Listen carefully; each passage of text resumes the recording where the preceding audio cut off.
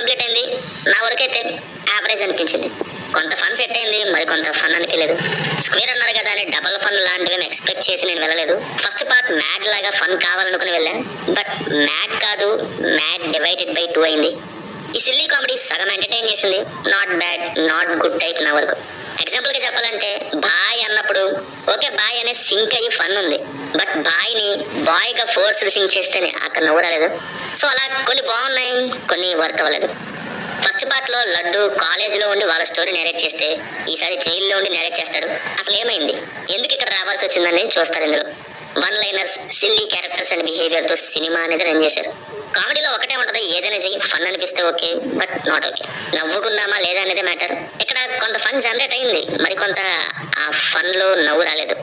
ఎక్కడ అనేది చూస్తే నాకు మ్యారేజ్ పోర్షన్ మొత్తం కామెడీగా అనిపించింది. చాలా బాగా ల్యాండ్ అయ్యాన్ని, మంచి ఫన్ తో మూవ్ అయ్యాయి అక్కడ ఈవెంట్స్ అన్ని కూడా. చాలు ఈ మాత్రం చాలా అనుకున్నా, బట్ ఆ తర్వాత గోవా అనేది ఎప్పుడైతే స్టార్ట్ అయిందో ట్రిప్ ఆన్ అండ్ ఆఫ్ లాగా వెళ్ళింది. ఇంకా క్లియర్ గా చెప్పాలంటే లడ్డు క్యారెక్టర్ ని అంటే తన ఫాదర్ క్యారెక్టర్ ని బాగా యూజ్ చేసుకున్నారు, కానీ డీడీ ఫన్ ని ఆ గోవాకి వెళ్ళాక అంతగా యూజ్ చేసుకోలేదు అనిపించింది. First part main DD, laddu and వాళ్ళ ఫాదర్దే హవా. బట్ ఇక్కడ మ్యారేజ్ పోర్షన్ తర్వాత డీడీ కామెడీ తగ్గుతూ వెళ్ళింది.